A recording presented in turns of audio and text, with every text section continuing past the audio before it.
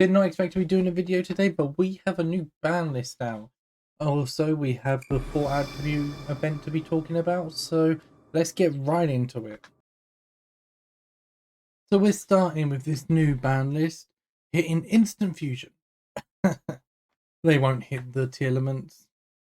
They're just being so touchy to not hit the tier elements because they do not want to be able to weaken tier elements enough to make it less playable before the pack sells out. Because they want people to keep spending money on these packs so they can keep making their money. But Instant Fusion's still a decent hit, let's be honest. Next up are the limits. King of the Swamps and Foolish Burial Goods.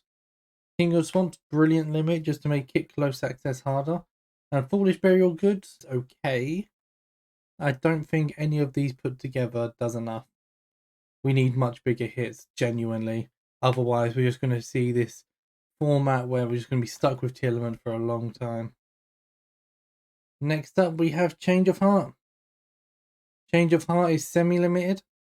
This is going to be very interesting to see how it plays out because Change of Heart is very, very powerful. However, is it powerful enough in this format? Next up, we'll look at the limits that have been removed. Kagari to 3, Sky Strikers Rejoice, I will not. Thunder Dragon Hawk, Thunder Dragons Rejoice, I might. Fire Formation Tenki, okay, let's go back to Tri Brigade. And Supreme King Dragon Darkworm. This card was limited from release, I believe. Very strange to see it being unlimited now.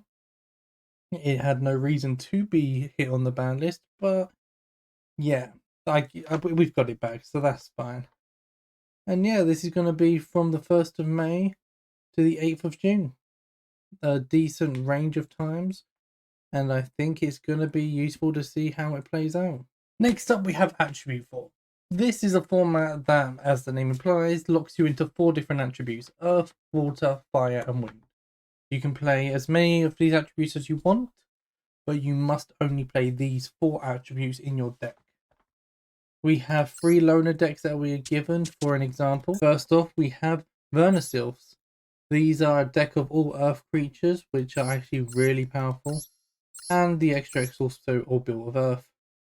This deck actually looks rather fun to play with. You can even revive Pancratops using your Vernisylphs because they can revive any Earth, and this negate is really, really strong because it's a negate on resolution, which means it's a negate that doesn't activate, which means you can revive it and chain to your opponent's effect to negate when it wasn't even on the field when it activated in the first place. There's really interesting tech options here. Next off, we have the March of the Vanguards of Destruction, aka the Infernoids. The Infernoids are a pain to play with, but with Blaster around, I feel like it'd be really fun to see what they can do. They're essentially a deck that likes to fill their grave with all different names and then use these names to give themselves different effects and summon each other by banishing from your hand and grave. And yeah, at the end of the day, it's essentially just Infernoid spam. It's a decent deck. Finally, we have the color of the 4 spirits: Earth, Water, Fire, Wind.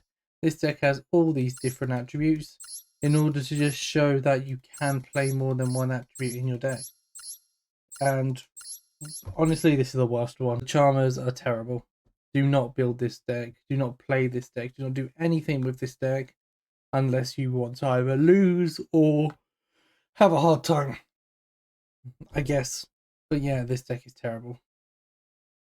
And that's that. That is the event. That is the ban list. I hope to see you all around. Please hit that subscribe button if you're enjoying the content, and I'll see you around.